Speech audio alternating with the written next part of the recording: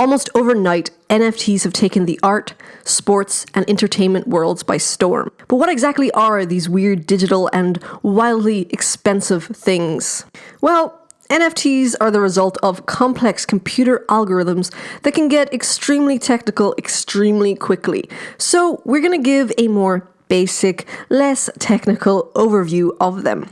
NFT stands for non-fungible tokens. So to understand what non-fungible means, we first have to understand what fungible means. Fungible means something is able to be substituted and exchanged and still hold the same value.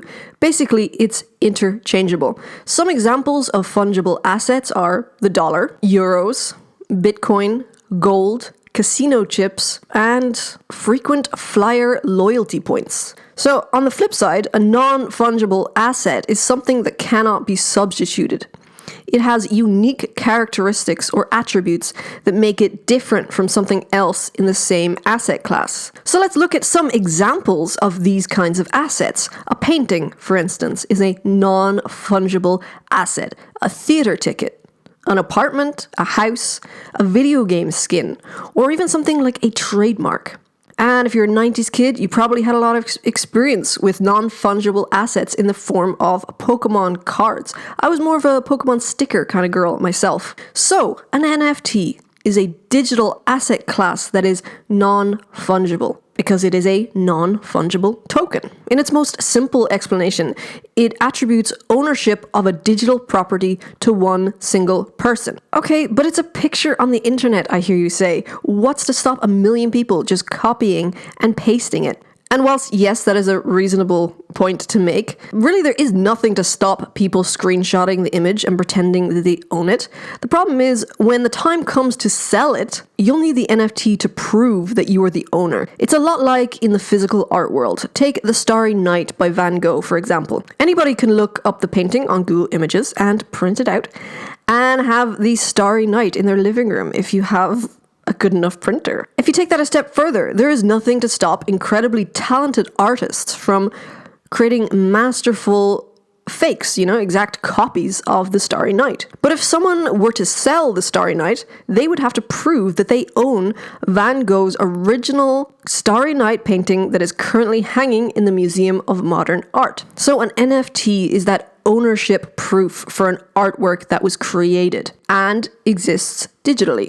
It's a lot like the internet's version of registration papers for your car. That's how you prove that you own your car. NFT ownership is verifiable on a blockchain, the same technology behind the world's most famous crypto, Bitcoin, which I'm sure you've heard of. But this time it's on the Ethereum blockchain. Again, to get a little bit technical, typically an NFT is a unique 40-digit sequence of letters and numbers. That's what is behind the actual art piece that you see. What's really interesting about NFTs is that it's art and technology colliding. Let's just take a second to give a fun digital art fact. The first use of the term digital art was in the early 1980s when computer engineers devised a paint program which was used by the pioneering digital artist Harold Cohen. This became known as Aaron, a robotic machine designed to make large drawings on sheets of paper placed on the floor. You may be more familiar with Andy Warhol. Andy Warhol created digital art using a Commodore Amiga, where the computer was publicly introduced at the Lincoln Center, New York in July 1985. So all this interest has created a digital market that boasted $250 million in sales in 2020 alone, with NFTs reaching new levels of hype after digital artwork sold for $69.3 million at Christie's auction last week. And Christie's is, Christie's is a more traditional physical art place. This craze has also driven tons and tons of people to put up their own digital art and also tweets. You can also sell tweets. We'll get into that in a second. For sale as NFTs.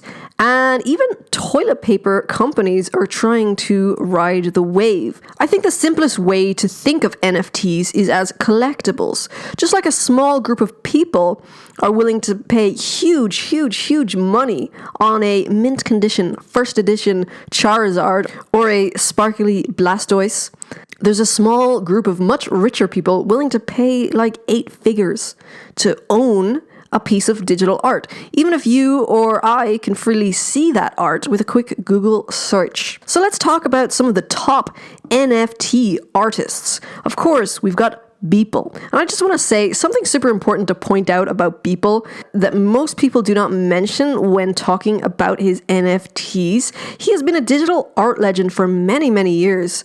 His real name is Winkleman. And some of his works were incorporated into Louis Vuitton's Spring-Summer 2019 ready-to-wear collection. He has also worked on concert visuals for Justin Bieber, One Direction, Katy Perry, Eminem, and many more. So he isn't just some nobody who one day created some NFTs and got super rich and famous from them overnight. And then we have CryptoPunks, Crypto Kitties, hash masks. So we talked a little bit about ownership. So people think, okay, I buy this NFT, that means I own the asset, right?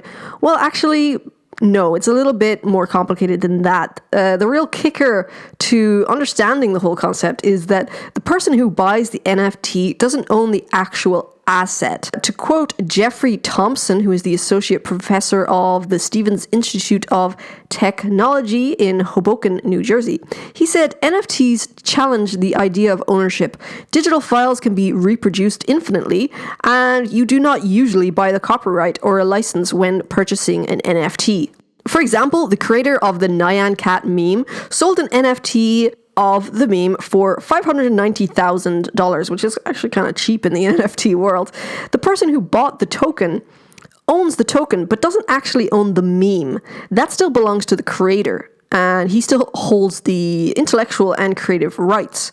So what the owner of the token has is actually a record and a hash code showing ownership of the unique token associated with the particular digital asset. I guess it's kind of like if you buy, a Pikachu Pokemon card, yeah, you own that card, that asset, but you don't own the artwork of Pokemon or the idea of a Pikachu. So people might download Nyan Cat and use it on social media if they want, but they won't own the token. This also means they can't sell the token like the owner can. So there are some downsides. Big drawback, for instance, is the hundreds of dollars in fees required to create an NFT. If you're making your own token on the Ethereum blockchain, you need to use some Ethereum, which is actually kind of pricey at the moment. So then after you make an NFT, there is a gas fee that pays for the work that goes into handling the transaction.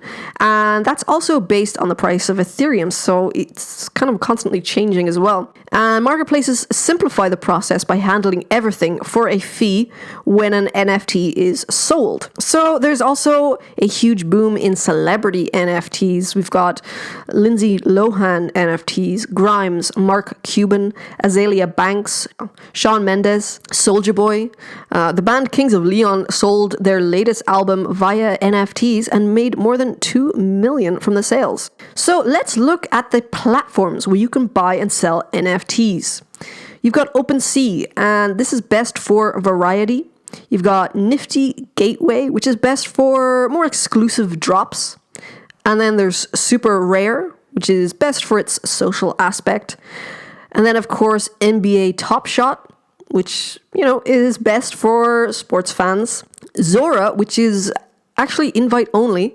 And you've got Axie Infinity, which caters to the gaming community. And then there's Valuables, which allows anyone to auction off their tweet for payments in the form of Ether. So this platform focuses only on selling tweets as NFTs. And then there's also Rareable and Mintable. So the big question is, why is everyone paying all this money? What's the reason for all the hype? And I think the greater fool theory comes into play here. The greater fool theory is a finance and economics term, and it states that the price of an asset is determined by whether you can sell it on for a higher higher price or at a later point in time. On assets where the theory applies, it is implied that the asset's intrinsic value is less important than the increase in demand, however irrational it may be. The person buying the overpriced asset later on for a higher price is deemed the greater fool. So that is one aspect. And then also there is just people who love it. You know, they're very passionate about it.